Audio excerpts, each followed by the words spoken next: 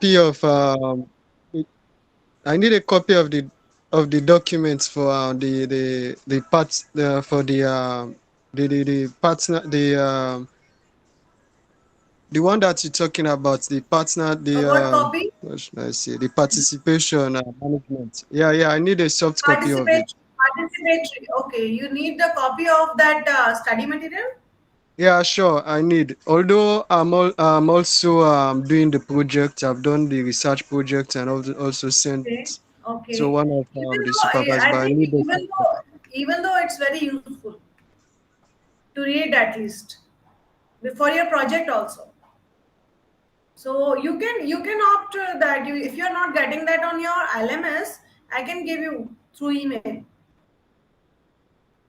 or there is a link I Yeah, I can. shared earlier. Yeah. Okay. Uh, Now I, see. I don't have. Okay. I don't So have now it in we my can. LMS, or maybe because I have opted for projects. Might be. Okay. So now we can start.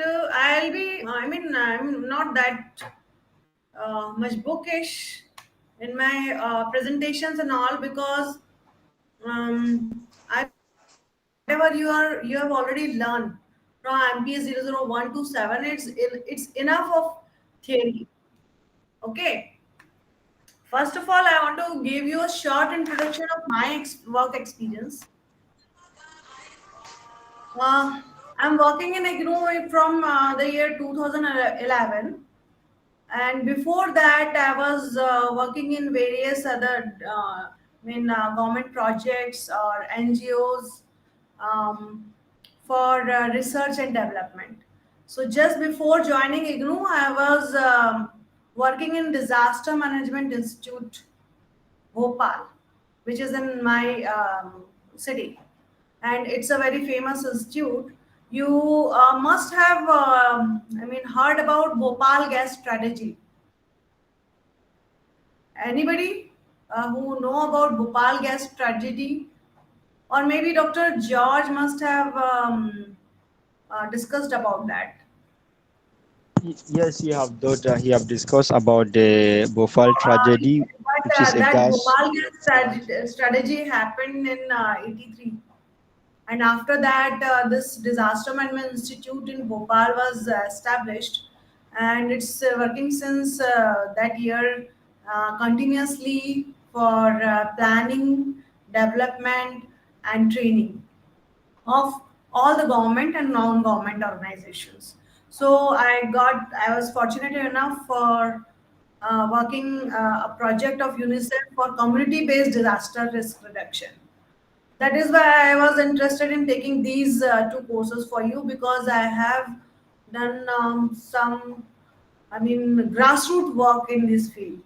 I have prepared 10 district level disaster management plans during my tenure in Disaster Management Institute, as well as I prepared 250, around more than 250 village disaster management plan. And the plan, I was involved from the very beginning uh, to the end, and my work was well appreciated. And still, I'm in IGNU also. I'm working for various, community-based projects of my university, and I work for, I do consultation for other organizations. So I thought it would be good if I could take this class. I hope I'll be able to do justice with whatever expectations you are having. So, what do you think? Am I right? I mean, should I? Yeah, it makes sense because basically, as a fact of your experience and what you've evolved in, I'm sure it's because it's Yeah. a practical course. So basically, it will make sense. My concern now, basically, it's a bit off, but at least I just need to know because basically, I don't like to indulge myself in doubt. It's about Okay. it's about the examination, the term examination. Because I'm seeing on the LMS a link. to register also. Should we register or everything is being sorted out by the scholarship? Okay, I don't know actually. Can you please repeat? I was not listening like that. That I'm talking about I'm talking about you are submitting some issue here. I think. yeah, I'm talking about the term end examination. Is it Okay. that we need to register because I'm seeing a link on the LMS, or everything is now being sorted out when when the examination time is reached, it's just for us to just sit Okay. without any I mean, registration? okay. For actually, you must have. I think you need to register for term and examination if there is a link. Because I'm seeing it, I just want to know clearly because I've been seeing it too. So we should I'll register, check and right? let you know. I'll check and let you know because even till date, I am not informed by anyone regarding your examination date declaration. So Okay, I need okay, to okay. check it because I need to check it on the link. Yeah, whatever, please update us because Yeah, basically I'll definitely update. baffled. I'll definitely update on Monday. Okay, you can Okay. write me on the group. Sometimes when you write something and I don't respond, that doesn't mean that I'm not doing anything for that. Actually, when I'm not able to, I mean, give response that time, I just keep quiet and keep searching what is to be done. So don't worry. You just you can still plant your query in the WhatsApp group and email also. So we'll let you know. For assignments, there still some issues are there. So we'll do it. Don't worry. I'm specifically looking after all of you. Don't worry for that. Okay. So let me. Oh, I am cancelled. Don't know why I'm Okay, not thanks able. very much for that. Okay. Yes, from my angle, before I forget, ma, the issue of introduction letter, you said I should remind you yesterday, which I did, but I think things are much for you. Don't- Oh, okay. We will have another discussion on that issue. Okay. I just want to know am I able to share my presentation with you? Can you see my presentation? Yes, ma. Okay. Yes, ma'am. So this is for MET 004 towards participatory management. Okay. This is just a slide for what type of legal framework we are having for disaster management in India. You must have discussed it various times with other academic counselors. And there are so many stakeholders of disaster management. You must have gone through all the study material, but all the government bodies, all the local bodies, corporates, non-government organization, and community. They all are stakeholders. I mean, everyone can say everyone is can someone let them in because I'm not. I'm only able to see my presentation right now. So everyone is responsible stakeholder for disaster management. In India, as per by law, every institute or community where more than 50 persons gather at a time need to have a disaster management plan. You have you seen this disaster management cycle as earlier? Anybody shared this during the presentations? Dr. George or someone else? Yes, yes, the teachers have shared this one. I think it's very common one, but you can easily see disaster occurs. If disaster directly occurs, we do rescue, relief, rehabilitation, reconstruction. But if we have planning, prevention, mitigation, and preparedness, we can control disaster in a better manner, and we can, minimize our risks. So, but from my point of view, It's purely my from my point of view. Disaster management is all about awareness, attitude, and system.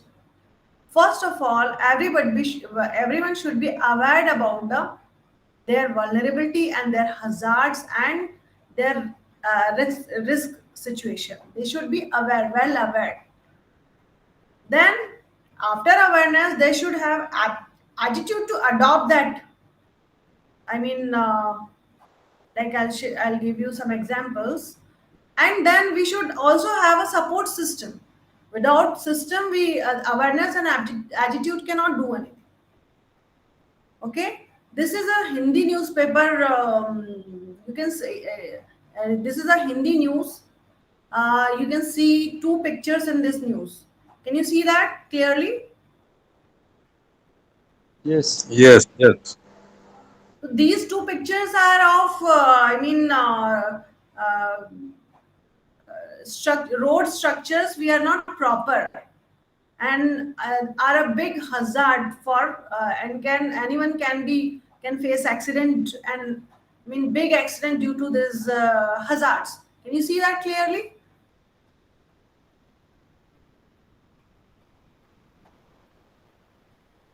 So I just want to give you this example for road accidents. Awareness about traffic rules is important. Okay, attitude following the traffic rules and system like efficient traffic system and infrastructure. Here you can see the system is not supporting the awareness and attitude.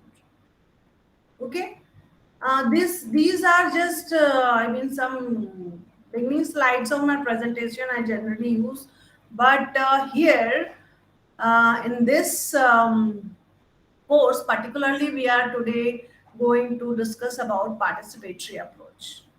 So can someone tell me what is participatory?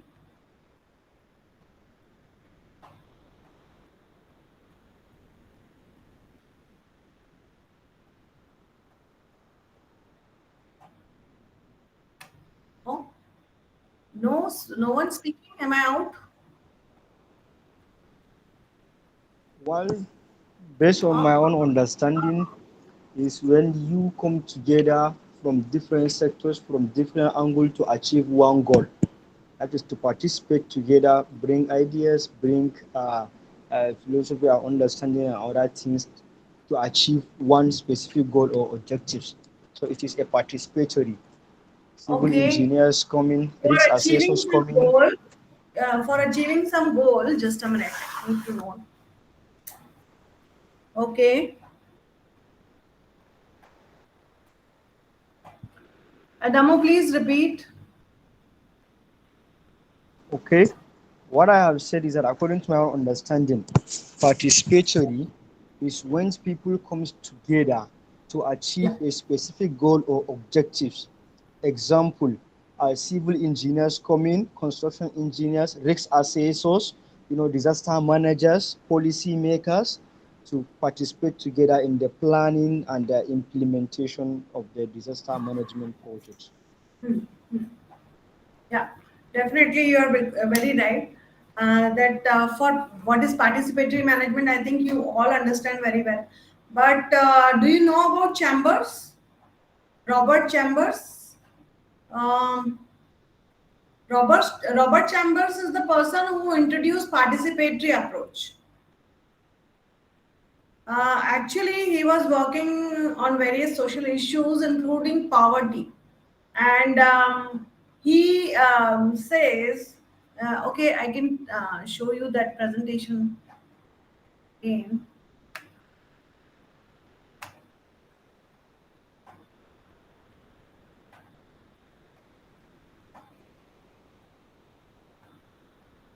Chambers in 83 says that deprivation is the condition. Deprivation is for poverty, okay?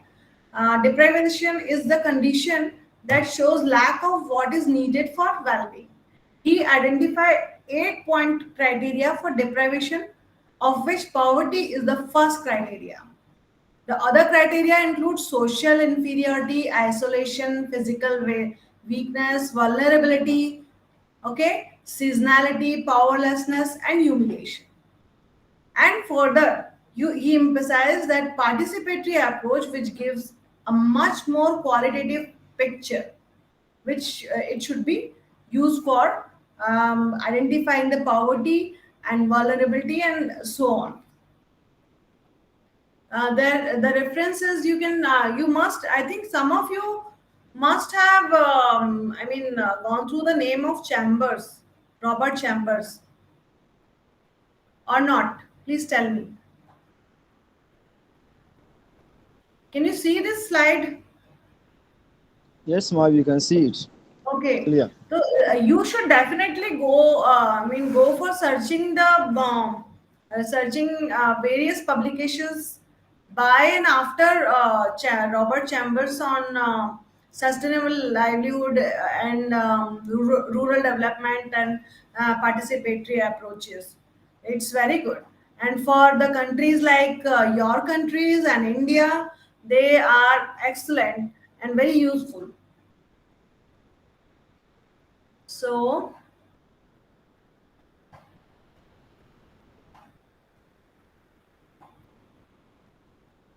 I'm sharing these in context of a community. Okay, hazard. You must have gone through the World Risk Index. Have you ever heard about that?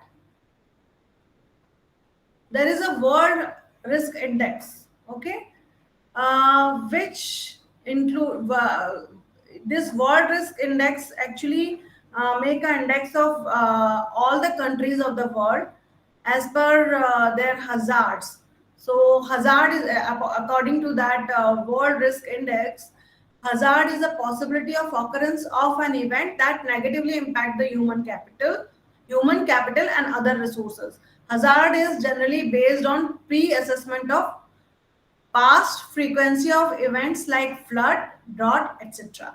Means past frequency is very important. Okay. Next is geographical situation like earthquake zone or coastal area, you know. And third, the knowledge level and practice of community.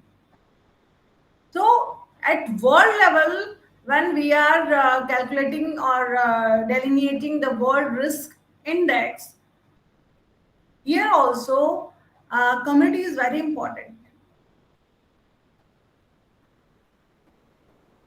Now you can see vulnerability. What type of vulnerability we have? So many type of vulnerability can be there. Okay, if I'm residing in Japan, maybe I'm a very rich person. Even though I'm vulnerable, if I'm not that much resilient towards earthquake. I'm residing in a, in a village or in a community where it's possible, earthquakes are possible, and I'm residing in somewhere with a hazardous structure of my house. So vulnerability can be in various terms, but commonly in the whole world there is some type of vulnerabilities. First is income and resources. So poor, you must you will know that you will agree with me that poor reside in a state of deprivation. These sections of my some paper I'm sharing here. These slides of on part of my working paper. So poor reside in state of deprivation. Low income groups are affected by natural disaster more than others. I'll give you some examples later on this. Lower income groups are comparatively more vulnerable. The impact of shocks on their livelihood could be intense in long term. Sometimes like generations to it takes generations to recover. Poor people are disproportionately affected. This is proven fact that whenever any disaster or any something like this happen, poor or those who are having less resources are most affected. Lower income households cannot protect themselves from hazards. See, someone please, someone is, uh, please mute yourself. Mawansa, I'm muting you. Okay.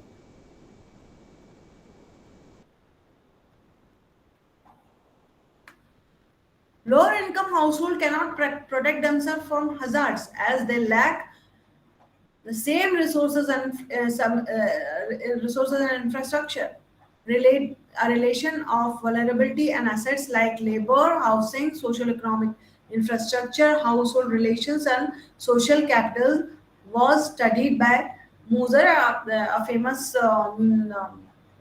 person who was working disaster management in poverty. The more asset people have, the less vulnerable they are.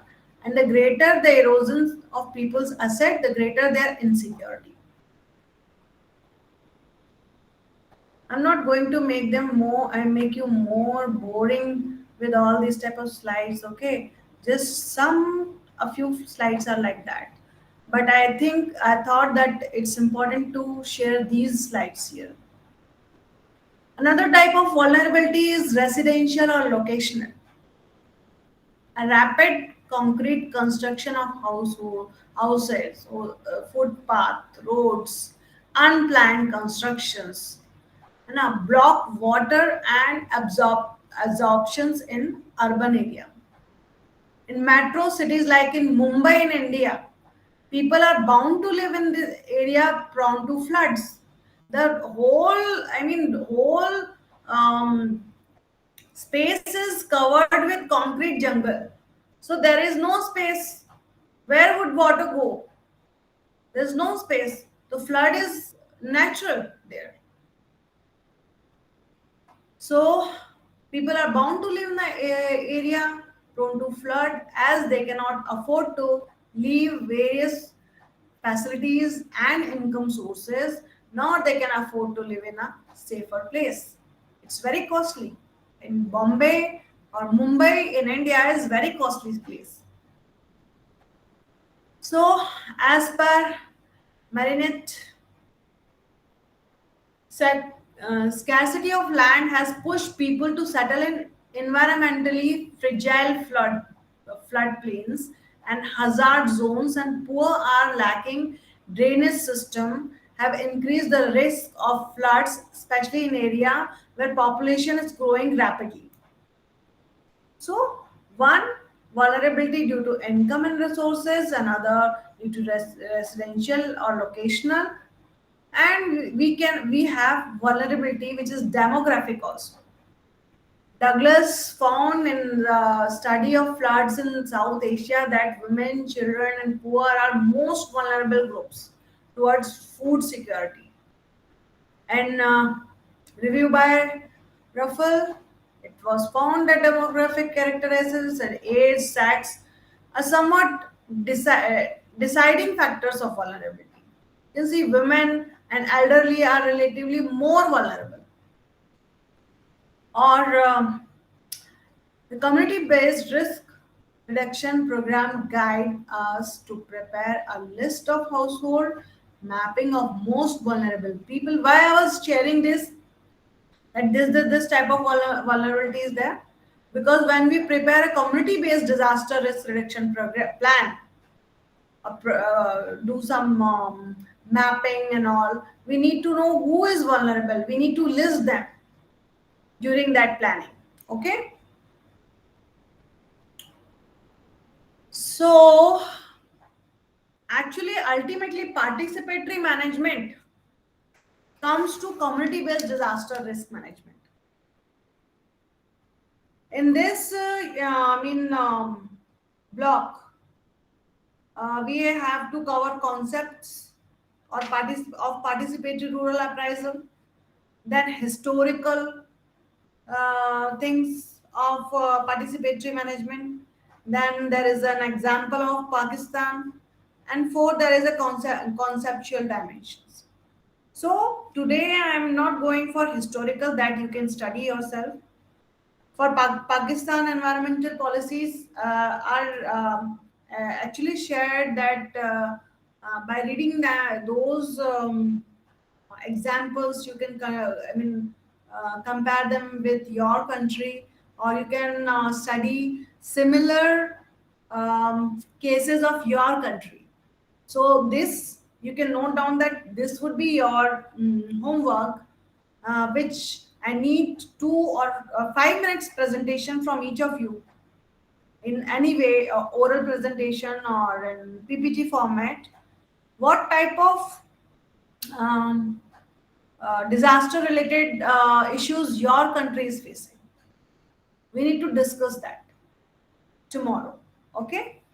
And conceptual dimensions of South Asia. I mean, conceptual dimensions of the participatory disaster management. So, right now, actually, I am sharing all those things which are more important here to understand, and I want to place examples which are already done. So, what is a community? Can anyone tell me? What do you understand by a community? Okay, Yes, Sadamu. And community is anyone else? Why will you community also need to tell me? Okay. What is a is community, Adamu? is a group of people living Hmm. together in a specific geographical location Hmm. for a certain period of time that are sharing some cultures, norms, and values. So are you? I mean, you are giving a proper definition. Hello? You are giving a proper definition of the community.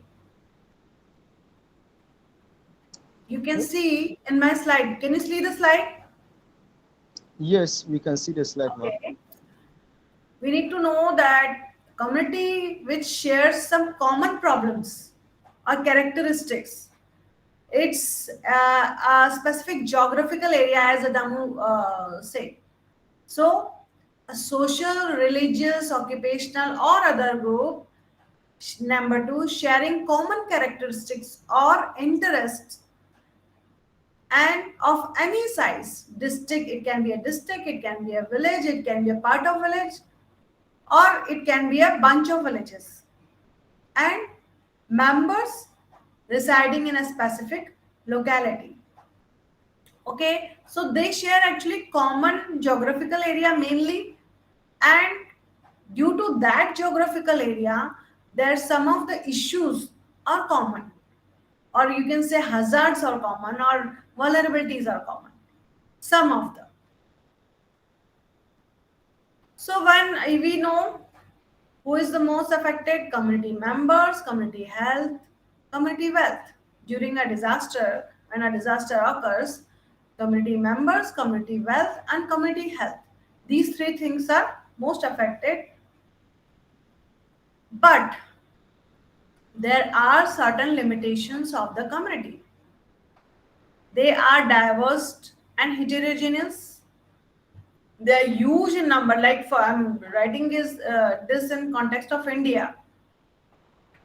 They are huge in numbers, and it's difficult to displace them for training. Like if I want a community to train or make them aware or oriented about the disaster management, it's not easy to displace them because they have their own livelihood pursuits and their work suffers and so many other things. It's not cost effective.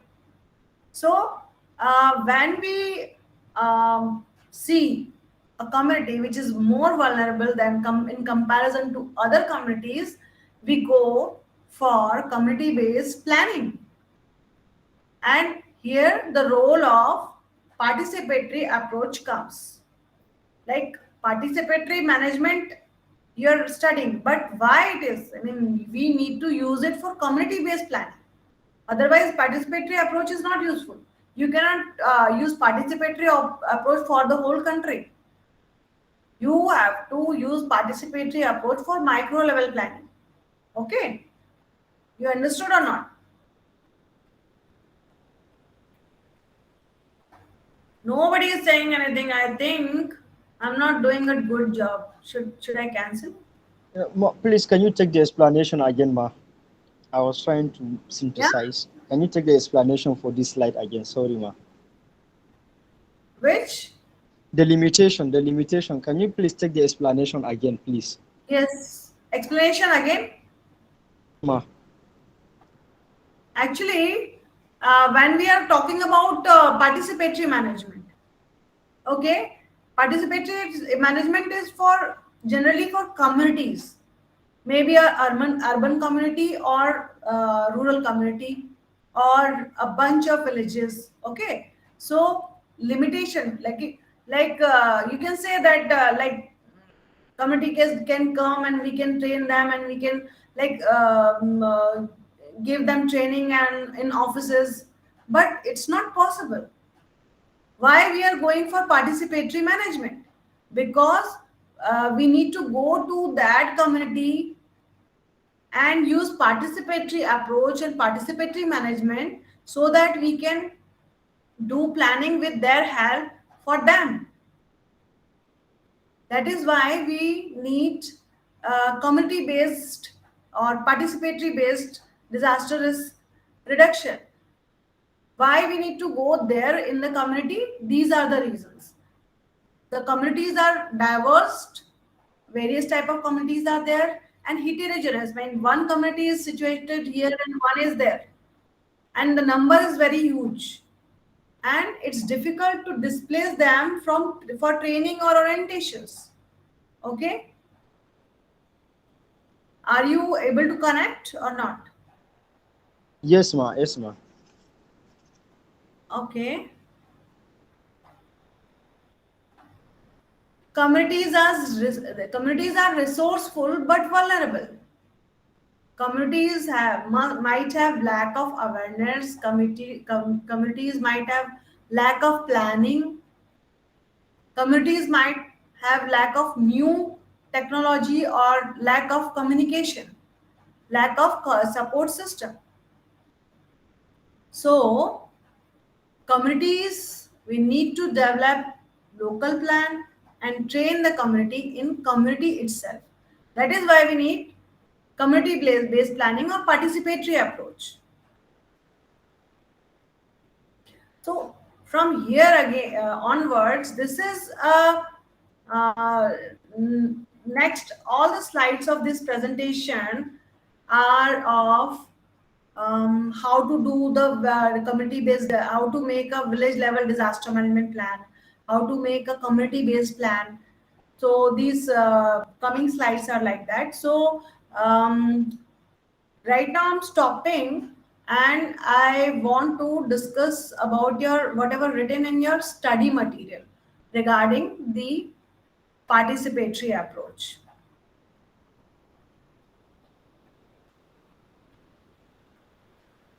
Who is there who's taken MET 004 in this group? Can you please tell me?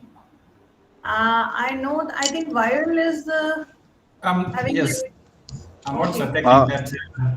Yeah, Um, yeah. And it is anyone else? I'm also taking 004. Okay. And rest of Moana, Me too. Moansa, Yes, Moansa, me too. and Mohammad, Mohammad the Jani. Sorry, I don't take names properly. Yes, Um, taking you have 00. taken MED 004. Yes, Have you gone through the study that whole study material? yes, ma, I've started going through it. Or now, right now, I want to see everybody's video. Who can switch it on?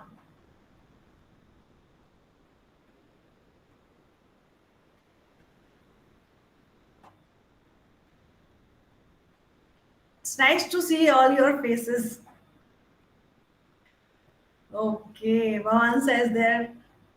Sorry, please don't mind. I don't take name properly. And okay, so we have just discussed what is the. I mean, um, we have not discussed what is the participatory approach, but importance of proper participatory approach, or where we need to utilize that participatory management. We have just discussed, and I want to know that any one of you, if you have used participatory rural appraisal methods. Is there anyone who have used these participatory approach in your work any point of time? Is there anyone? No. Does it?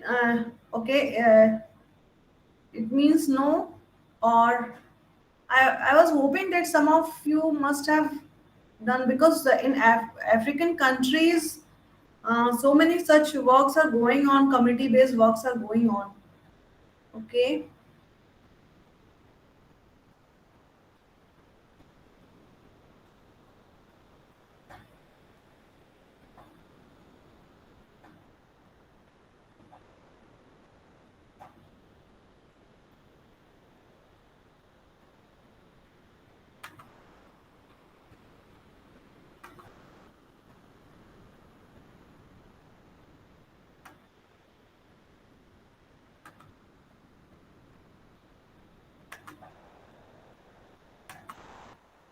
So I'm opening the block one. It's very important block. The first block is very important, where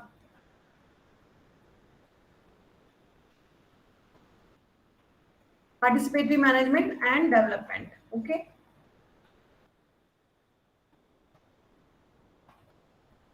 There are some theoretical definitions are given.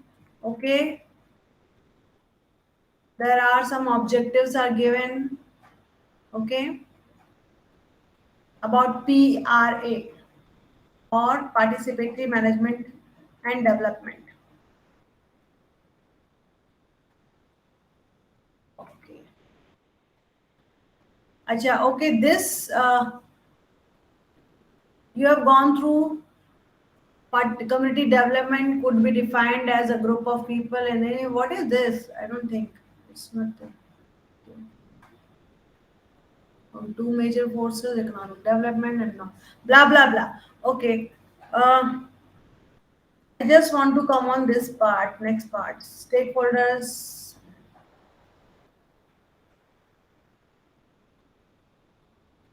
Use your experiences also. Okay, during writing your assignments, examination, use your personal experiences. Participation as a process of consultation. That is what Adamu was saying, isn't it, Adamu? Participation is a process of consultation. Yes, ma. Okay. Okay.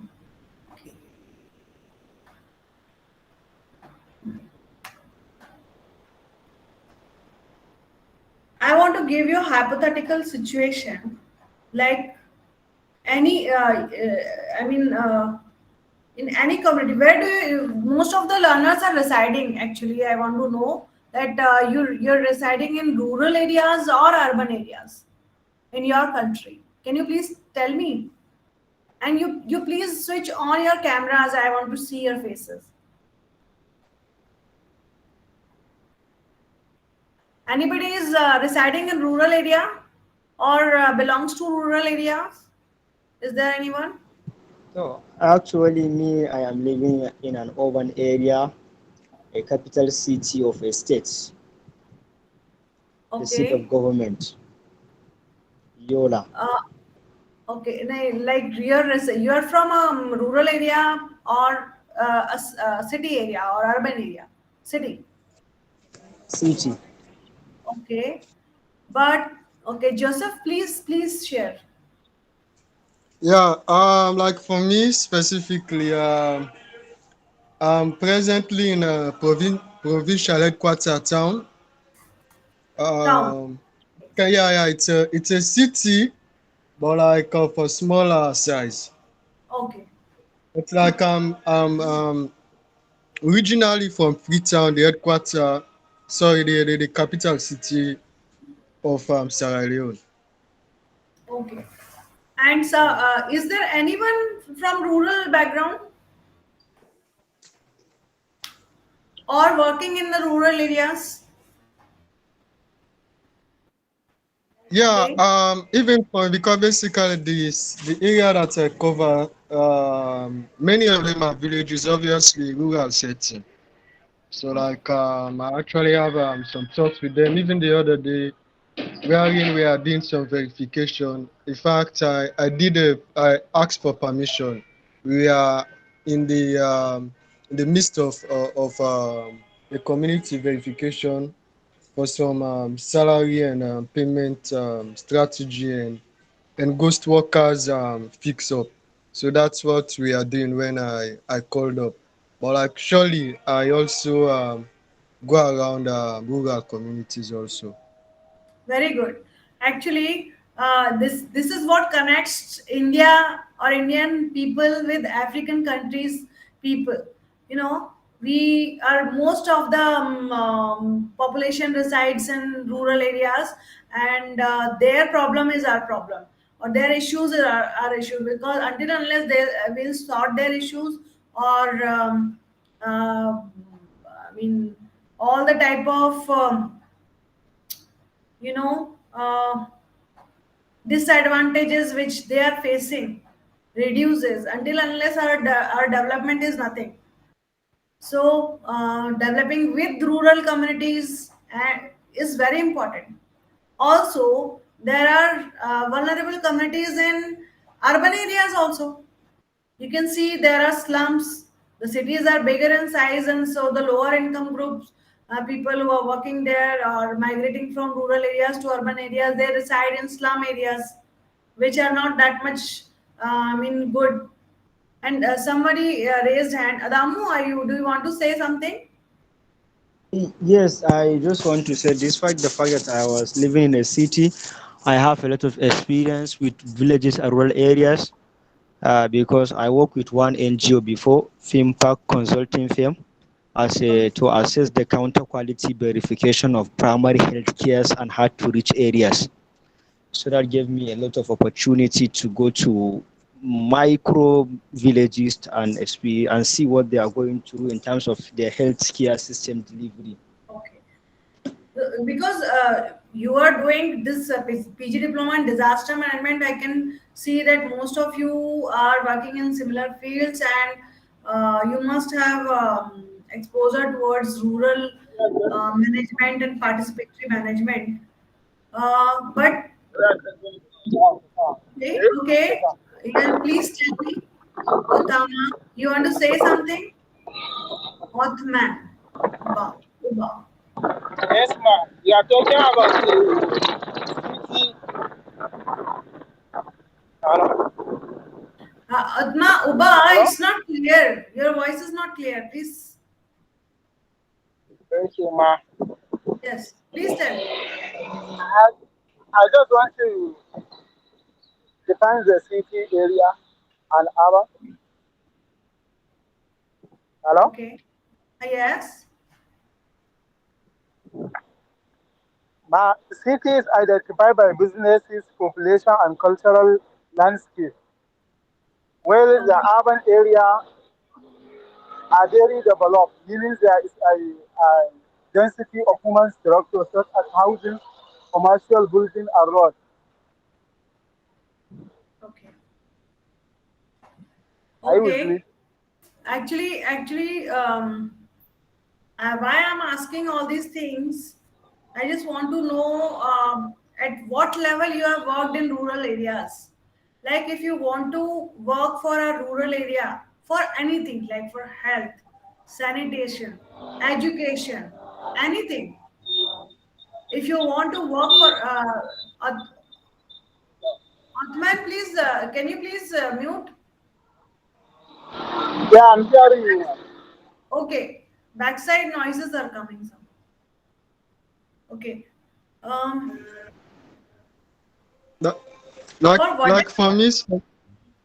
like for me, what my experience, what I've learned is that people living the slums are worse off than the ones living in rural area, because in rural area you have source of money that is established, but in slums you just go in for scraps, or like most of them they are in the fringe of society in the sense. Although you can't say everyone is made equal, but most of the time, especially for the jobs and all of those, they are the opportunity to get bigger jobs, or like high revenue generation points are very slim than that of the rural community. The rural community, the community is established, they are established revenue generation points and everything. In fact, some people living in the rural areas are more okay, financially okay than even people in the urban areas. Okay.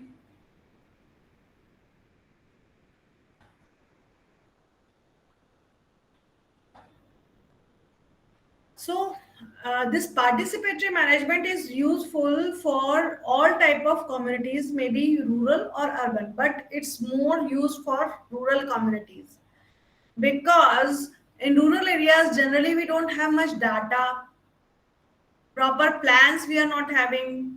Okay, so we need to go for participatory rural appraisal methods, which are given in this block. Okay, but I have not gone through earlier. Also, I have not gone through the much theory part. I have just practiced it. Most of my life, I've practiced this participatory rural appraisal methods. So they are extremely good. Participate. What is participatory methods? Rural appraisal methods, like when we go to a village, when you are living in a city, even I am living in a city, but when we go to a village and want to know about what their problems are, what are their strengths or resources, what are the issues where we need attention, what are the issues we need planning, what are the issues we need action plans, and what are the issues we need to go for support from other organizations. We need to go for participatory planning and management. For disaster management, we call it community based disaster risk reduction planning.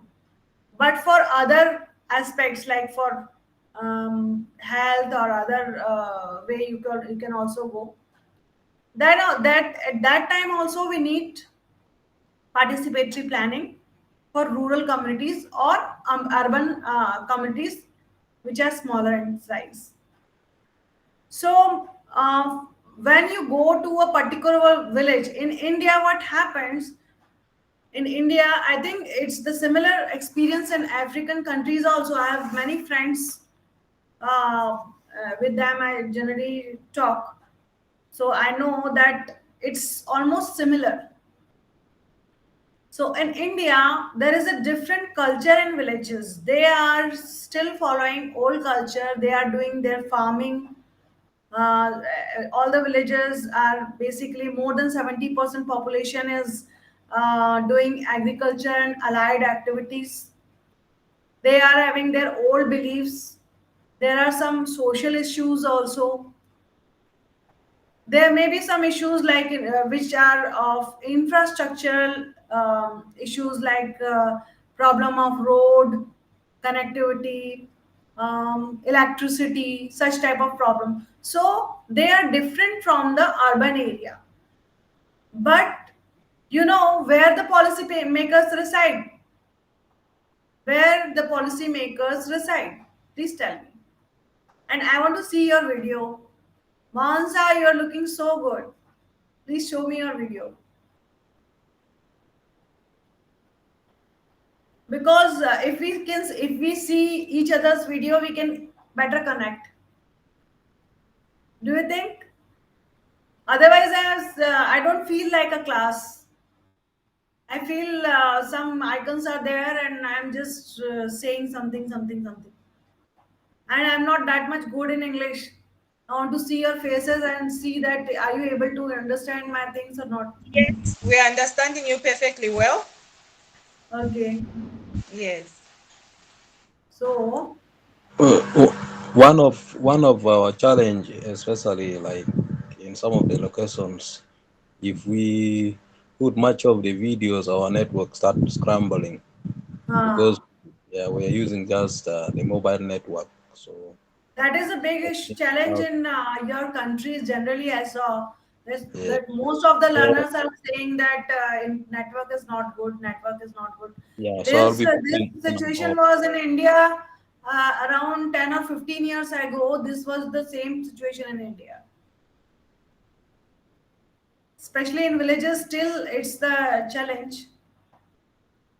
But right now we have covered it. So I hope you will all be definitely um, have good data. I mean, good in network connectivity in coming years. So, okay, in that case, if you're not having the good net connectivity, you can switch off your videos. But in the villages of India or Africa or most of the underdeveloped or developing countries are similar. They have different challenges than urban areas, and the policymakers sit like us or some others. They generally reside in reside in where urban areas. I'm sitting in AC room, air conditioner room, and planning for some person who is residing in village. He is doing agriculture. Is it possible for me to do justice with that person? No. No, no. For that, like for that, we need to go into the villages. We need to go into that particular community. I have done both type of community based planning, urban and rural. So what I found that there may be a different level of awareness or some infrastructural benefits, but situation is almost same. But generally we do for rural areas, and we'll discuss the examples also of rural areas. I hope till now you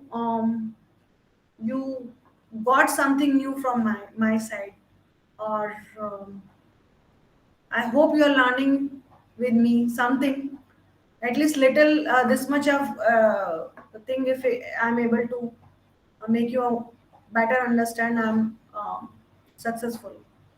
I want to do justice with this lecture or this academic counseling. So for villages, I'll take it villages, okay? Because every time I can't say community. When you go to a village, you need to follow certain things. If you like, if you want to go into the village for disaster management planning, like if a village is fire prone, so many times fire is there, or flood prone, and government asks you or yourself voluntarily or through some NGOs or through some program, if you're going to that particular village for planning, you cannot just go and say, hey, I'm here, I'll plan for your village. Is it a okay thing? No. Villages, if you go to a village, you need to first know that village properly and let the villagers know you properly. For that, like you cannot make a village plan or any type of rural level or community level planning from outside, or from your point of view. You need to go into the village, meet the villagers, make yourself and them comfortable, and then you can start discussing on their issue, what issues you're facing, like that. So some participatory rural appraisal methods or tools are developed, and these tools are very flexible. These tools are used to delineate the real challenges and issues a village is facing. And with these tools, we'll be able to um, uh, take all the perceptions of the villagers in the written format. So now right now I'm not going to share the any village disaster management plan with you through presentation. That I'll share tomorrow. Okay. Before that, in general, I want to let you know how to go and plan for a village. Is it okay?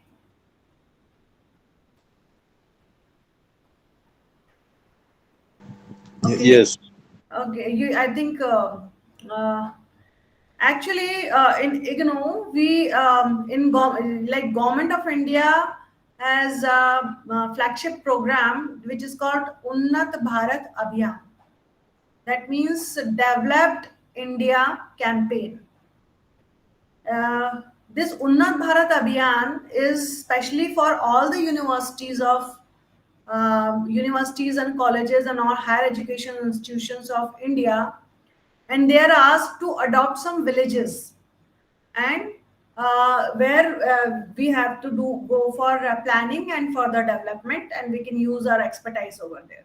So I am also in charge for from Indira Gandhi National Open University, Regional Center Bhopal. I am also in charge for Unnat Bharat Abhiyan, and we have adopted 5 villages which are nearby our regional center. And from these 5 villages, we have started our activities in 3 villages, and one village we have prepared a village development plan. This plan is general village development plan. I want to start from that because disaster management planning is somewhat more deeper. So we'll go for village disaster. So I want to share that plan with you, which was actually this plan is very well appreciated by all the higher authorities and stakeholders of this Unnat Bharat Abhiyan, including the highest authority, which is IIT Delhi. So I want to share that with you. Is it okay? Because through that plan, you can understand how to go for community-based planning through participatory rural appraisal methods. Okay. Okay. Just a minute. I want to show you this. Your block one. Okay. Can you see that? You need to please read all this block. Maybe just a small. I mean, you can just give 10 or 20 minutes for this reading, but give a read. Okay, even if you're doing a project. Okay, how to promote participation, like these type of things are there. So this some definition type of things are written here, but how to promote participation, some tips are there, like involve people's time and money and this. Now from like this. Okay. And from here to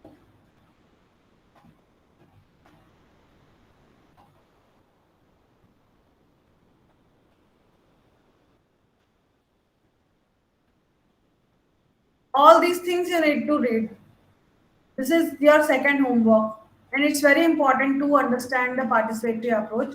These are all written, and I am going to share the practical one. Yes. Okay. Don't go much into the concepts or the terminology, but just take the gist of this. Whatever you can see, some interview, mapping, ranking, trend analysis. This is given. So you need to go through this at least first unit. You should go. It's very good, and it's very useful for this whole MED 004. So, as I discussed, that we have prepared a plan under Unnat Bharat Abhiyan through participatory management approach. I'm going to share that presentation with you. Is it visible to all? Yes. Okay. Are you finding Yes, it it's interesting visible. or not? Because it's visible, but is it interesting? You want to learn through this or not? Yeah, it is interesting. Yeah, sure. Thank you. Okay. So as I told you that this is a village development plan, participatory approach to. Just want to show you something. One more thing. I want to show you the that plan actually, which came out through this participatory approach. This is the first page of the plan, front page of the plan. Okay, here we have given the index, and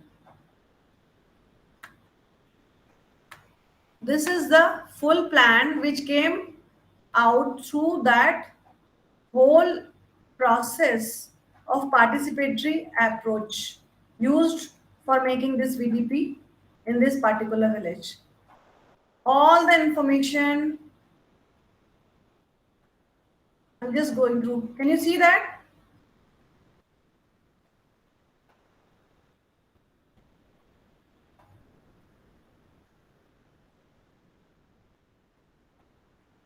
Okay.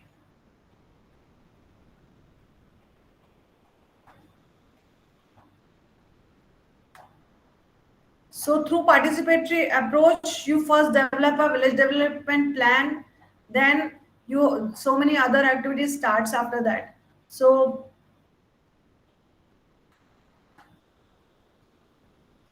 okay, this presentation and this planning was done with my senior director, senior regional director, Dr. UC Pandey. So we have adopted under Unnat Bharat Abhiyan 5 villages, and the selection of village we generally do with district consultation of district administration. In your countries also, if you plan to do some work through even through any project or any NGO, we suggest to go through the district level administration or whatever administration level you are having in your country. The objective of this plan, we should have well defined objectives before starting a plan. Okay, so you can make a project also on this theme. Okay, to make the community members comfortable with our objective presence and facilities. We were actually there for development of that community. So to make the community members comfortable with our objectives, to understand the village, social, cultural, economic, and knowledge base, to identify the major issues, hazards, and problems, to identify the major resources, infrastructure, social, human, natural, etc. To present the facts and encouraging committee for a proper village development plan, to facilitate for preparing the plan. These were our objectives. And our approach was involving community as a partner to understand its issues, practices, behavior, challenges, social system, and livelihood partnership with the community members, using their knowledge base embedded in their experiences, practices, system, or belief, etc. Taking their Gram Sabha into confidence. In India, we have a Gram Panchayat system. Anybody know about the Panchayat system in India? Gram Panchayat or Village Panchayat?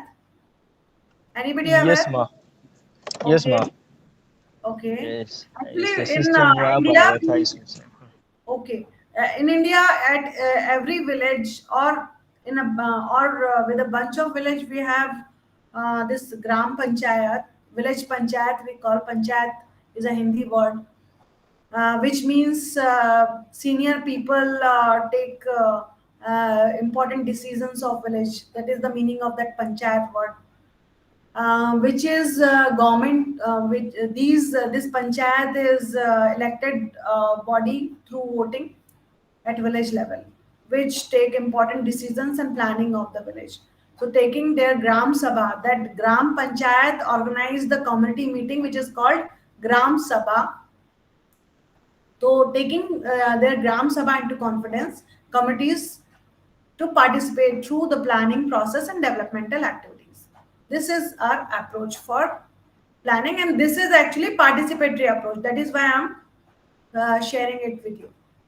The methodology was visited the village. We visited various time village, and we are talking about a single village, which is Eat Kedi Chap. The name of the village is Eat Kedi Chap.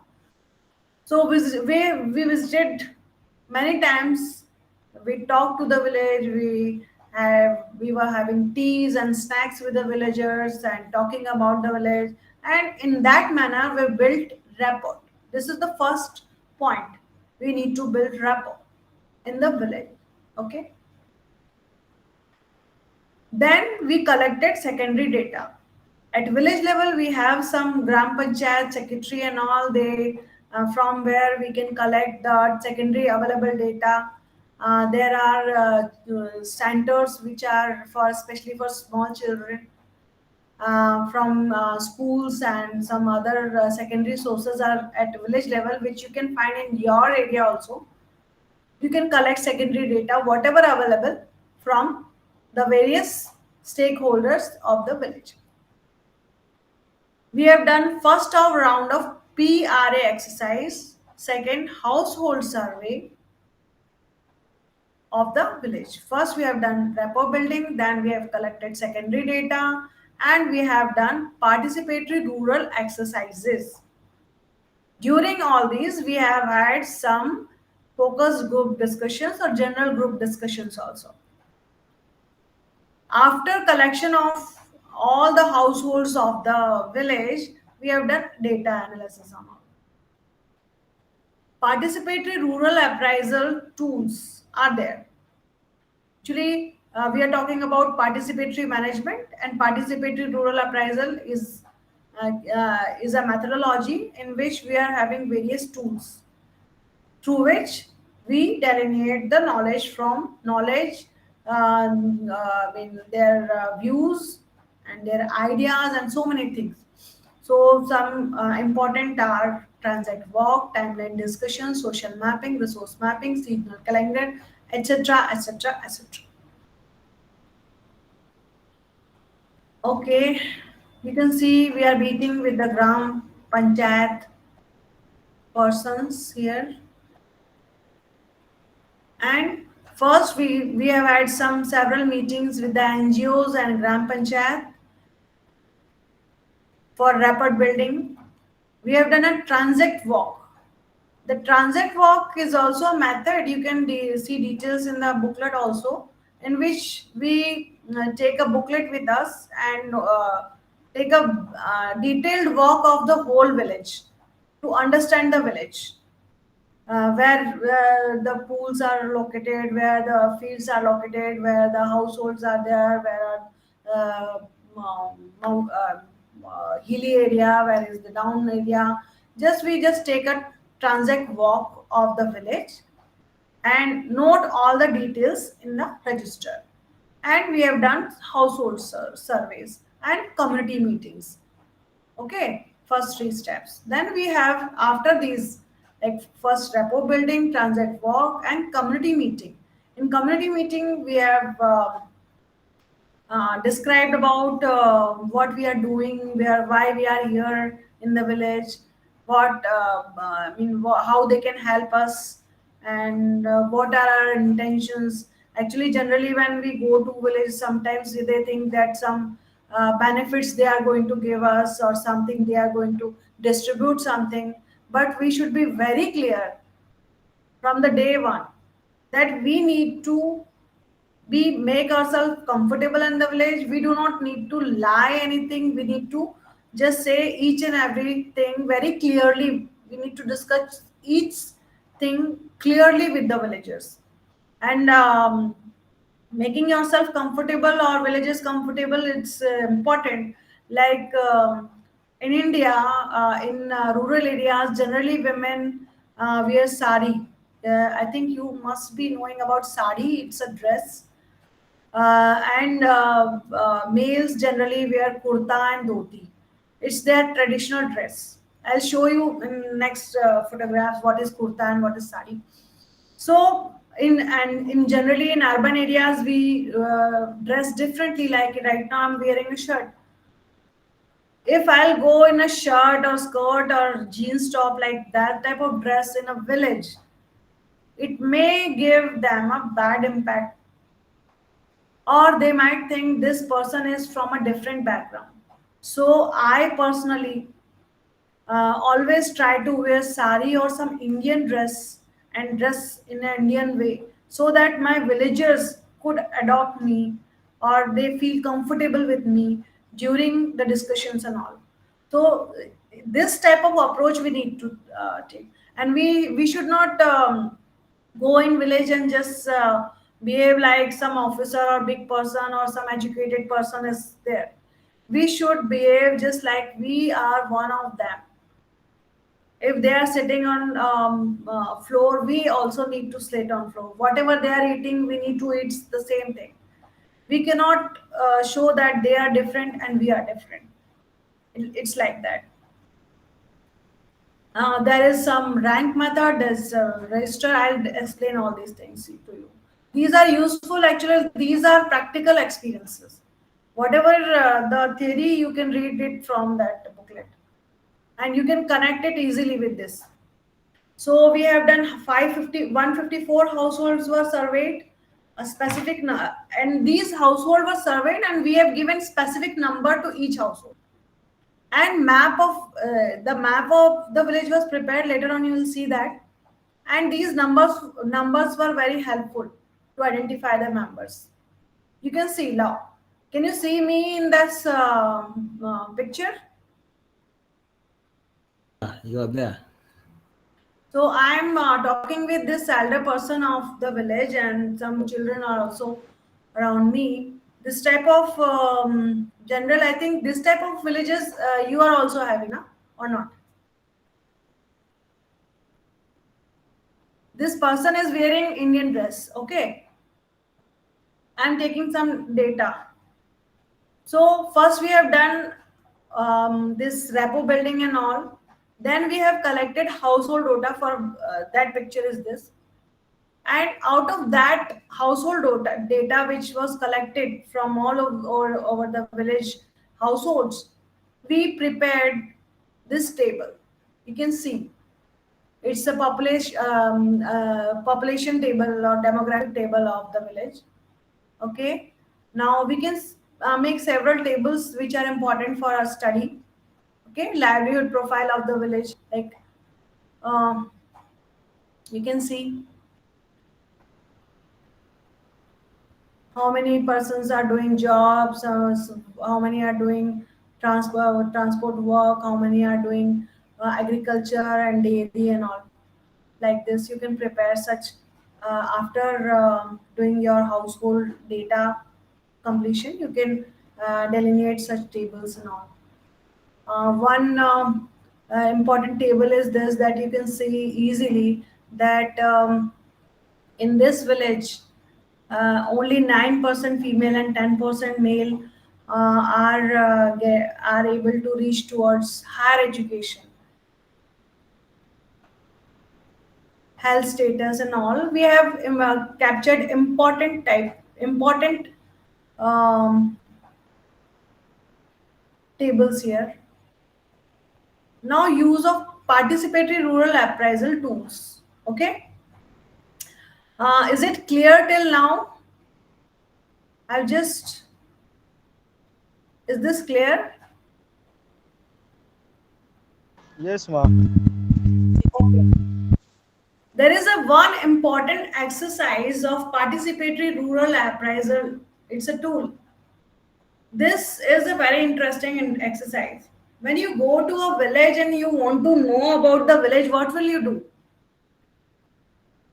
If you want to know the history of the village, how the village was 50 years before, how this village was doing, how were things, you need to consult the elders, isn't it? Yes, ma'am. Yes, ma'am. Yes, yes, So this absolutely. is very interesting exercise, and there are some tips also to conduct this exercise. To know the village better, it's important to know about the history of village. Otherwise, you will not be able to understand that village. For timeline discussion, we set, yeah, this is an actually example. So I'm writing in that format that we sat with a group of older and oldest members of the village community. We need to sit with the older or oldest persons of the village. There must be some place in each village where all these type of old persons sit and discuss so many things about their life, and here and there they discuss. Generally in India, in temples they sit and we discuss various old incidences. We just start our discussion in general manner. How are you? How things are going on? And nowadays this happening. So how was this? How things were in your time? Nowadays tractors are all there. We are using tractors for agriculture and farming. How you were doing this? Like this, we start discussions, and we are doing targeted discussion. Actually we should know that what things we need to know from these elders, but we need to go in a flow of talking in abstract manner. Like you can just start talking, and some of your helping person can note down the things. You can see in this picture, I'm sitting with these some elderly of the village. One of the person was 108 year also. This person, the person who is going on the stairs, he is 108 years old. And We cannot this, see the picture again. huh? What? This, This? the slide disappeared. We are not seeing the slide again. Okay. Me, Right now, I'm seeing. can you I see can the see slide from my right side. now? I Can can you see from my see? side. Can you see the slide right now? Yes. I can't see Okay. actually. Okay. It might be due to internet connectivity. Is it like that? You do one thing. You first exit and then enter again. You might see it. I Okay. can see now. Okay. That's great. So this is a. You can see that this picture can say more than that. I'm trying to explain in that earlier slide. We are sitting normally with a chart. Here I'm wearing a sari, okay, blue color sari I'm wearing, and this is a traditional dress, and you can see that another woman is also wearing similar type of dress. So if we go in that those dressings which are common in the village, we are better adopted by them, and we should not look like the person who is coming like an officer and saying, hey, do I'm going to sit here and please do this and that. You should not do that. You should just be like them.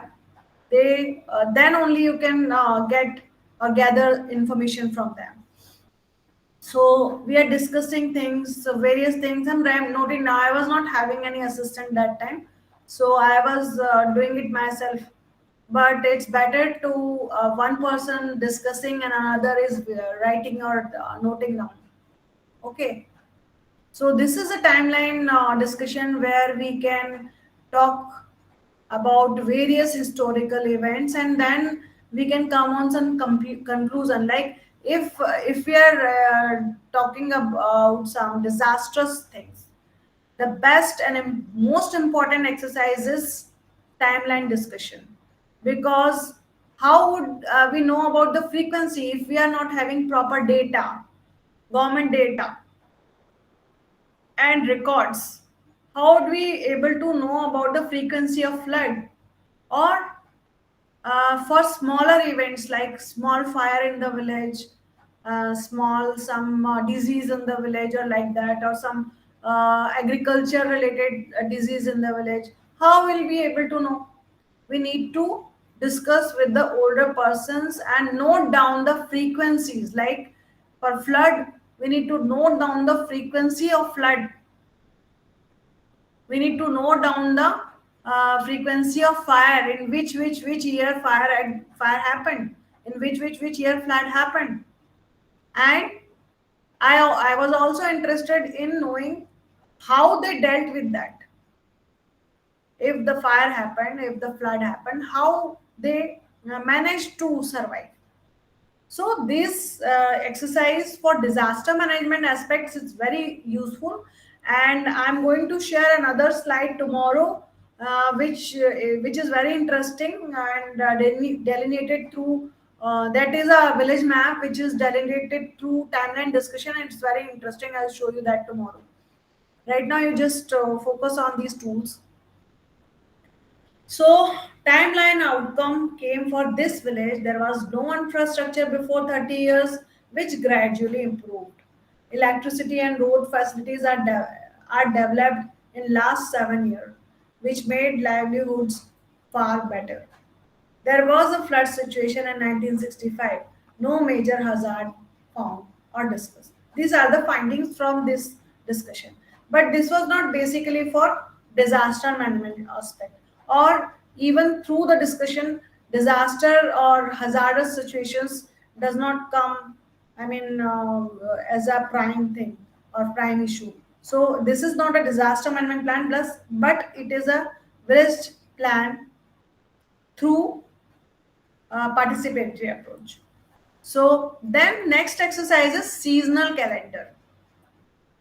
Like in villages, those villages which are totally dependent or mostly dependent on agriculture and allied activities, their whole livelihood activities all the year are based on the seasons, various seasons. So we need to discuss about various seasons and what activities these villagers are doing in this season. Like in January, what they do, how they to cope up. If there is some problem, how do they cope up in January and February? What do they and in March and go so on. So we sit and make a chart based on the discussions on seasonal calendar. Like right now here in, basically I was focusing on livelihood activities especially. So I discussed in which month, which crop you are taking, in which month you are taking vegetables, in which month you are selling your vegetables, and like that. So it was the discussion going on, but this can be do for anything, like especially for health related activities. You can use seasonal calendar. Like there are some diseases which occur in particular season. So here I want to show you something. You may not be able to understand what is chat. These are actually Chat, Basak, Jet, Hasar. These are Hindi or Indian name of that particular month. You can see March, we call it Chat. Generally, this terminology right now is more used in villages. Urban areas, we use January, February, March, April, and so on. But when we go to village, they don't understand January, February. They understand their language or their proper Hindi uh, months. So we need to use those only. So, in that similar manner, in your country and in your villages, maybe in the maybe month or anything else which is more comfortable for the villages, we need to use that for delineating the information or noting down various things. You'll not be able to get them if you use all the urban terminologies.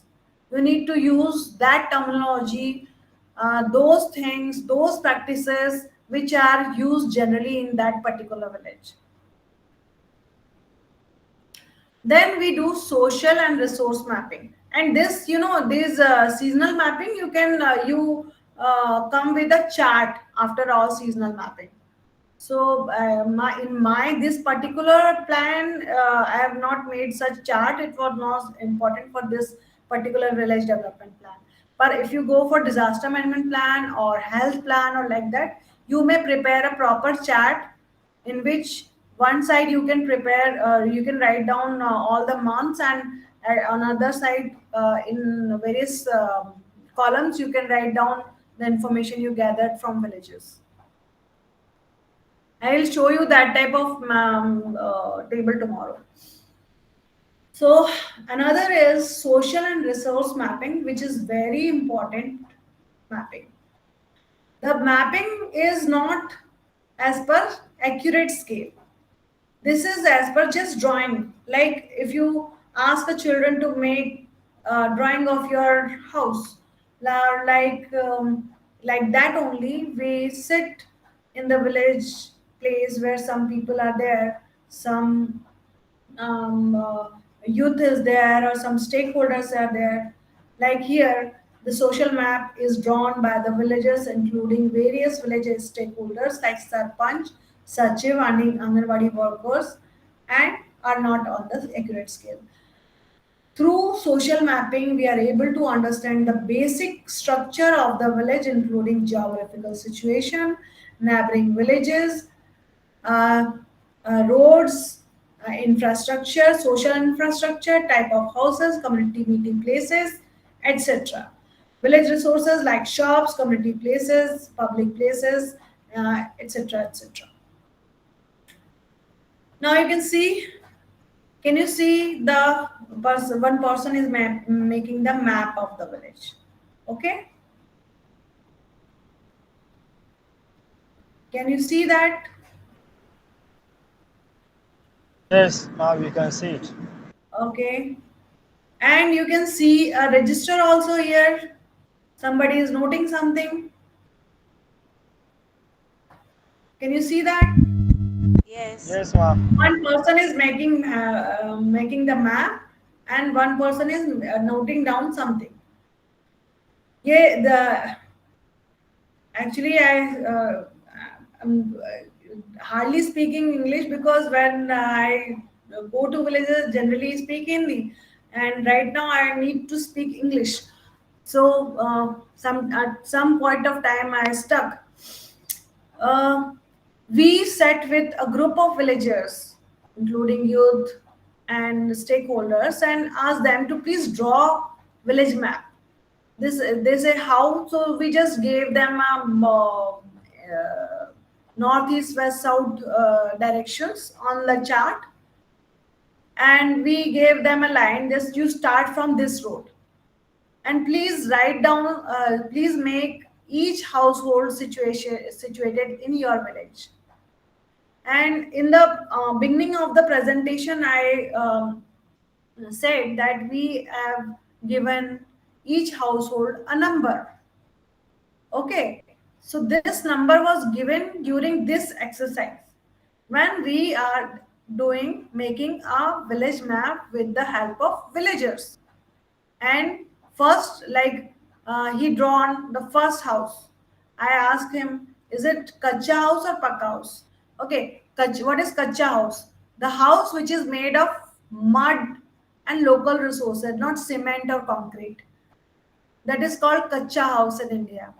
And the pakka house, the concrete house, which is having a concrete based roof, that is called pakka house in India. So I asked him, what is this house, is kacha house or pakka? He said pakka, like concrete. So I said make it a square. So I noted that square is a pakka house and triangle is a kacha house. And I also asked him to give a number one. He gave number one. I noted number one, and simultaneously I noted the head of the family's name. I asked who live in this village, in this house. He said Gangaram or whatever. I noted it with number one. So number one house is Gangaram's house, like that. So ultimately, this came in this manner. Can you see this? I want you to see this, and some Hindi words are there, but some English words are also there, and you can see. Uh, can you see a blue river type of thing over there? Yes, ma. Okay. This is made in Hindi, but I think you will be able to connect and understand this at some level.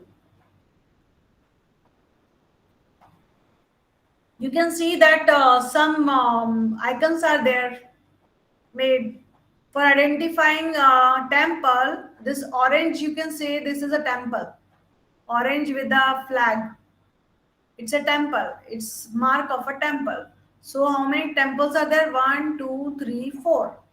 And we made a north east on the extreme upper left. You can see north east west south, which is indication given so that the map could be done properly. So this black big road is a concrete road, which is a asset, good asset for the village, which is going through this river. Apart from that, you can see some fields are there, some houses are there, and we have given proper number. These blue squares, you can see the blue, all the blue squares are actually some government agencies or school or buildings, small buildings in the village. You can see triangle, square, triangle plus square. Square is a paka house, mean concrete house. Triangle is a kacha house, totally mud house, and this is a triangle with a round is a half half concrete and half mud house. Okay, so we can make such icon with the help of community that at that area only, and we can prepare the complete social and resource map. This is written in the map, but it is written in Hindi. The name of the village in the middle upside, it's written village Itkedi Chap. It's written social and resource mapping of the village, and all the descriptions are given. So with help of this map, we can sort many things in the village. Okay, should I go to the next slide?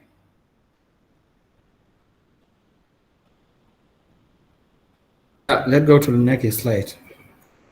Okay, this is a village panchayat where we are sitting with the villagers and making this plan, and some mapping we are doing. So this mapping is called social mapping, and in which we try to cover all the resources, all the household, all the roads, and surroundings of the village. Okay, the next is another method which is called chapati diagram or ranking method. uh, Chapati actually is a type of bread in India. Okay, it's round in shape. Generally in India, all the people eat round bread, homemade. So these actually these type of things taken so that villagers can easily connect. They are not that much educated. When you go and ask them, please rank them this activity, so they'll not be able to understand. So we what we use is chapati diagram. We call it. You can see so many sizes of chapatis are this. I'm sorry, it's in Hindi. I forgot to write in English, but here we ask the learner what is the biggest challenge of the village. Make the big chapati for that. So they draw a big chapati and write this particular thing is very important, and this issue should be shortened.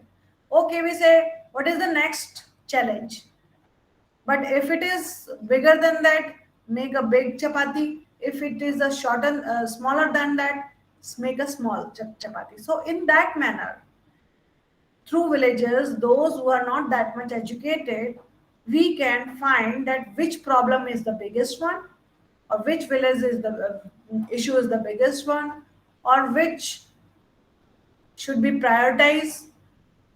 In this manner, we found a rank here, and this is now I think you may be understanding that we are trying to make the things easy in this participatory rural methods. We are trying to make the things easy to understand by the villagers, and through that technique we can easily get the desired information for the planning or whatever our motive is. So through this rank exercise we got this table. Okay, here it is in English, so thank you. I have written in English. So I'm thanking myself. Okay. First is need of value addition in vegetable and crop production and local entrepreneurship development. This is the first challenge or need. Second is higher and diversified skill-based education with the regular livelihood activities. Third need is to make village more clean and systematic garbage collection and disposal. Street lights and drainage is the third in rank. Fourth is better health facilities are needed for the old age villagers. Fifth, and two fifths are there, though both are equivalent. Women want village alcohol and tobacco free. Need to spread awareness about non-conventional sources of energy and fuel. So you might be you can see that the challenges of these villages are not that much intense.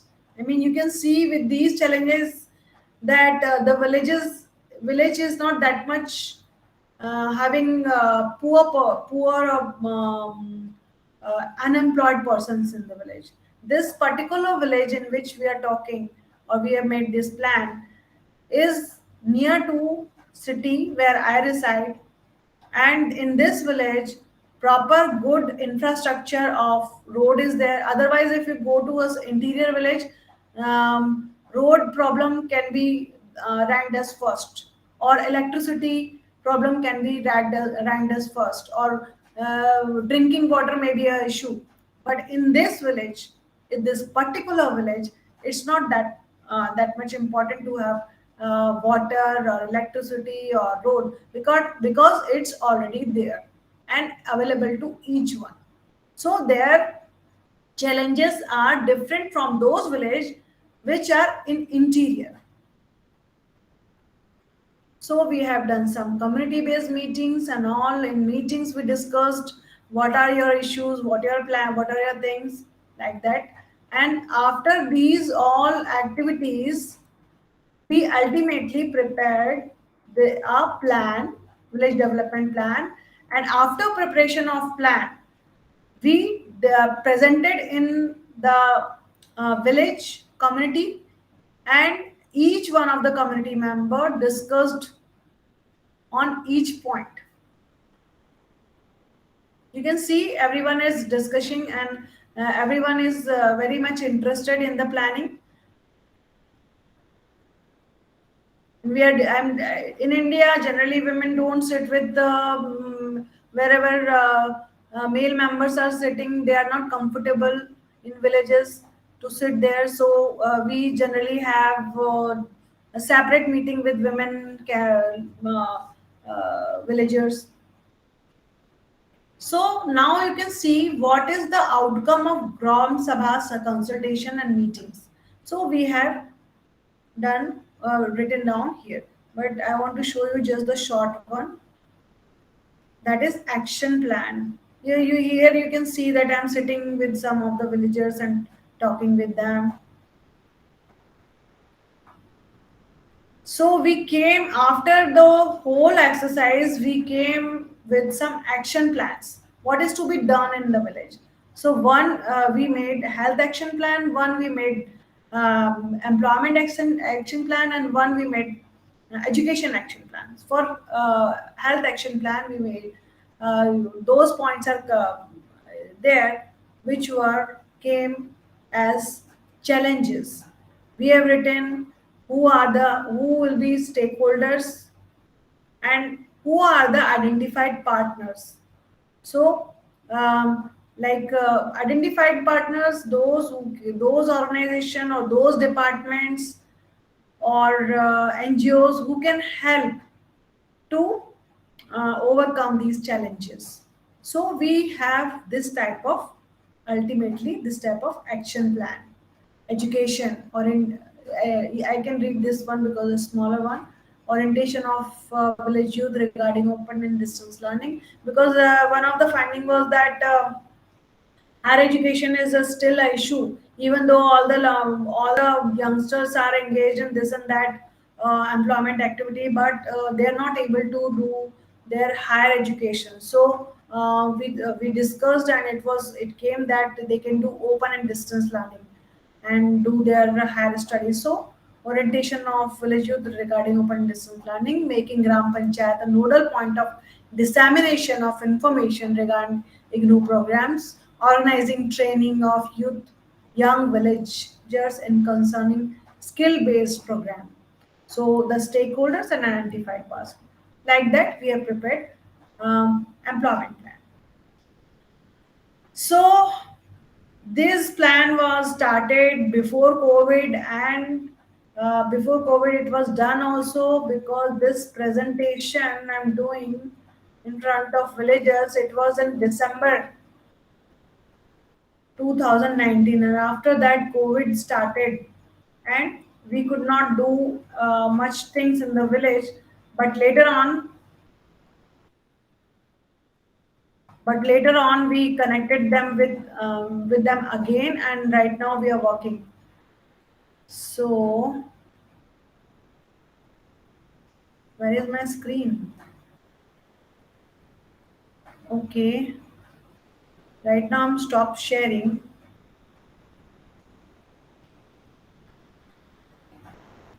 Okay, so this was a practice already used. I mean, these participatory methods were used to make this plan.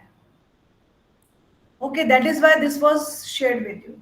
Otherwise, all other theory-based things you can read from the study material, and you can easily connect with them. And if you don't understand any concept from that booklet which is with you, you can contact me. I'll try to sort it out tomorrow. So you go through that area I asked you to go. Okay. So now we can start some discussion, or I want your feedback, because right now I've not shown you any disaster management related plan. I have just discussed a general village development plan based on participatory approach. Tomorrow I'm going to present that plan, which is disaster management plan. How you can use your ERA activities for disaster management plan, or delineating the hazards, or taking information related to vulnerability from villagers. So that we'll do tomorrow. Today, I think this was understood by you or not. Tell me. Now I go for your feedback. If you want to write something in the chat box, you can write. You can please, you can, if you can do, please on your camera, put your camera on, and you can share with me. Or if you have any doubts, you can share with me. Somebody raised hand. Othman. Othman, you want to say something? Or nobody? If nobody is saying, that means it was so boring.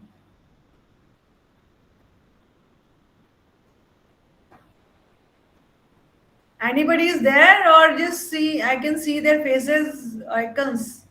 Yes, ma, we are here. Okay. So, what's your experience in this regard? Whatever has been presented, what's your experience or submission or issue? Othman Uba, you have raised hand. Please say something if you want. Othman Uba,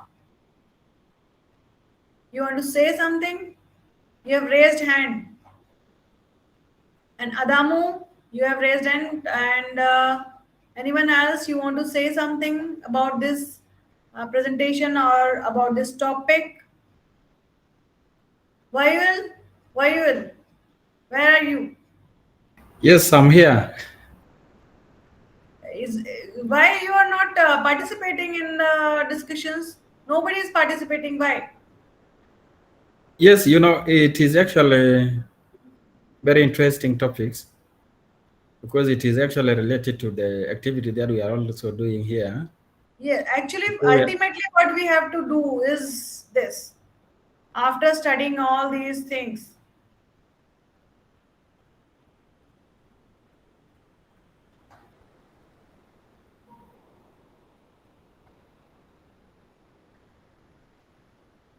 okay, Adamu, please tell what you want to say.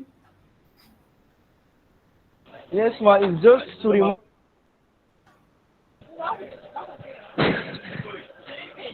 about the introduction later.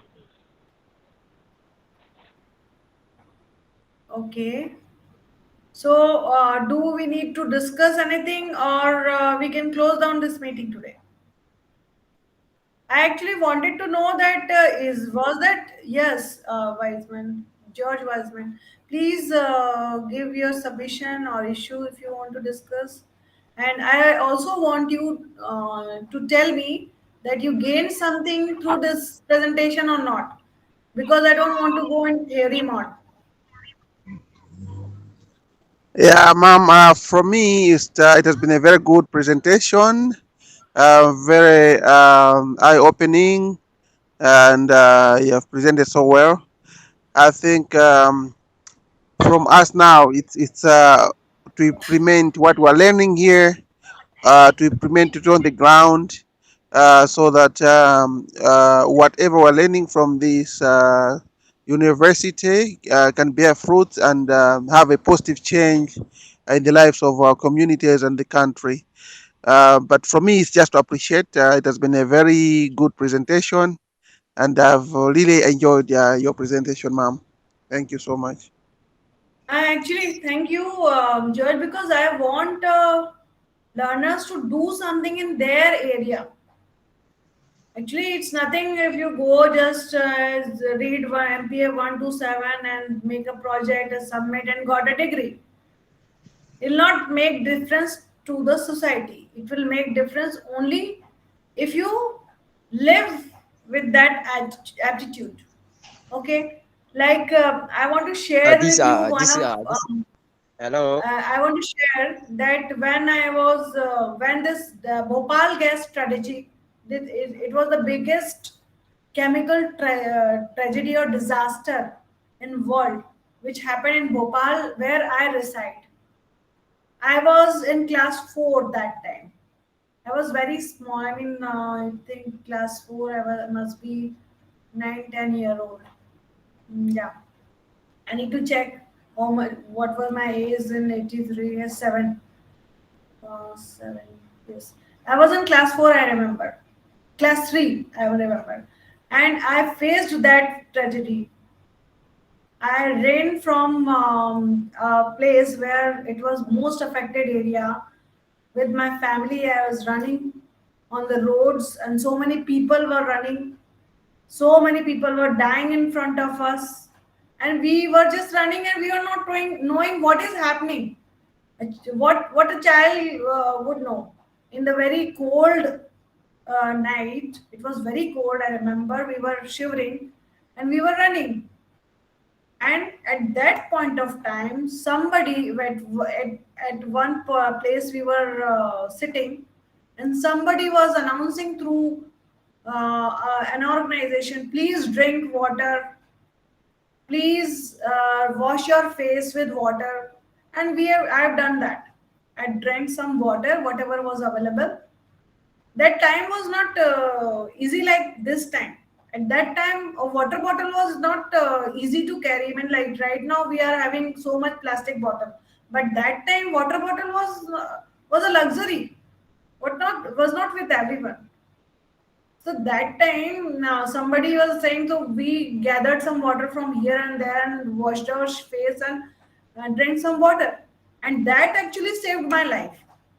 And from that incident impacted me so deeply that my each action during my whole life, whenever I am very much aware of any type of hazards for fire or anything, I'm very much aware. I always switch off my gas stoves properly. I always lock my home properly. I'm very much aware because of that particular incident. So disaster management knowing, and it's also that important to live with that, because disasters are part of our life. As at some point of time of life we face any type of disaster, like COVID, we all have seen corona. But there are small or large, but the small disaster for a family is very big disaster, like fire in a house is the biggest disaster for that particular family. So we should have that type of aptitude so that we can easily cope up, like for those house areas where it's this earthquake is very common, or earthquake come very frequently, so they make themselves like that earthquake doesn't affect them. So we need to develop ourselves like that. We need to become a resilient person towards any type of disasters or hazards. I just gone in a flow. I don't know why, but right now you can please say something. Mansa, you want to say something, please? Yes, please. Thank you so much for the opportunity. I really enjoyed today's lecture, and I was actually relating it to the time we were implementing the cholera vaccination in Zambia.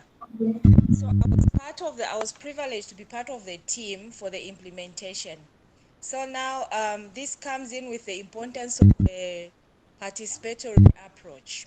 So what used to happen is if you just go in the remote, because we would actually go in the remotest areas to carry out the vaccination. So actually when you just go without informing the people, without engaging them, then you would find that the cholera vaccination would not be a success.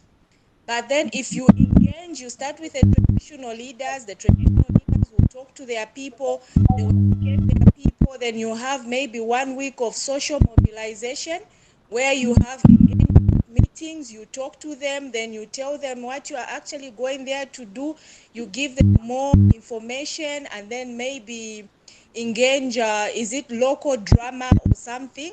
Then when you do the implementation of when you start the vaccination, you find that you have a high rate of people turning out for the vaccination. So I really enjoyed the lecture, and I was actually relating it to what we were actually doing when we were carrying out the cholera implementation and the importance of participatory engagement. Thank you.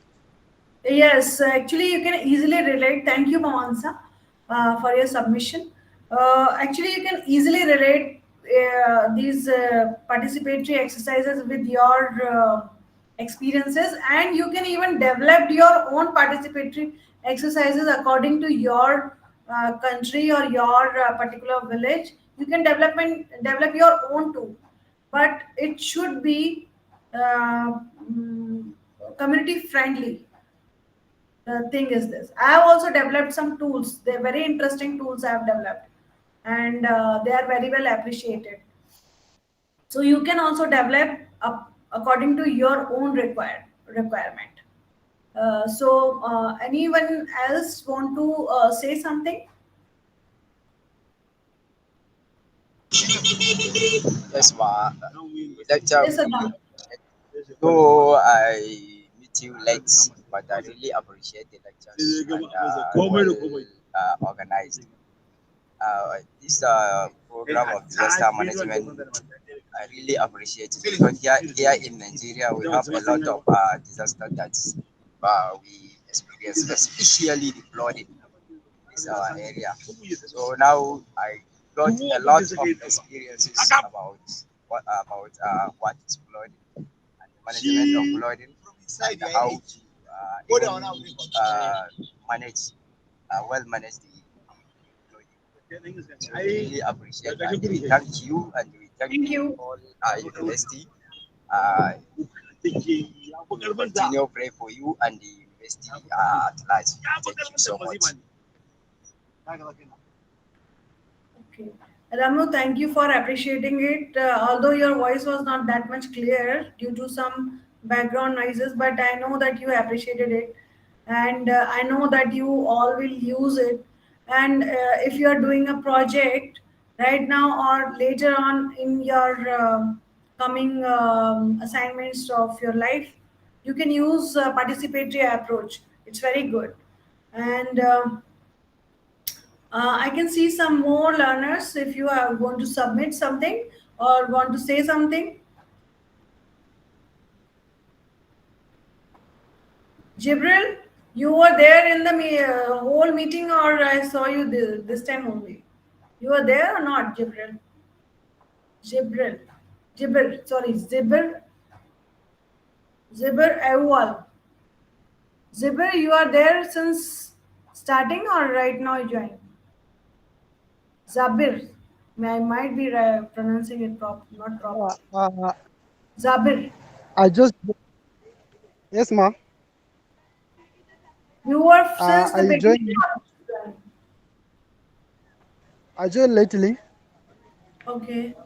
Okay. Okay. So I can finish now. What do you say? Can I finish it today, or you want to say something? Yeah, of course. Just based on my experience as colleagues from Zambia said, participatory approach is really good Okay. for any project implementation.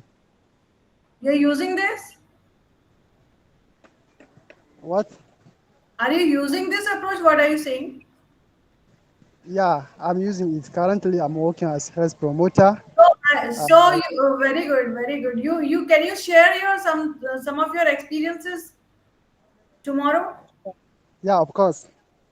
So be there with your whatever. If you have made something, you can share it on PPT or because I want all of you should share your experiences, your community's issues, challenges tomorrow. One thing, and next thing I want you should read at least first unit of MED 004, and you can come up with your queries if you have.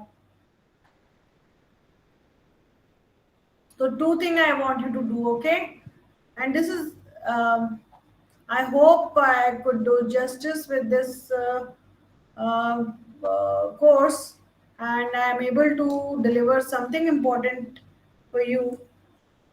And for now, I want to close this meeting. And just a minute.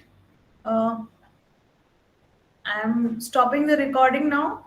And after that, if you have some issue related to examinations or assignment, you can discuss or we can leave the meeting.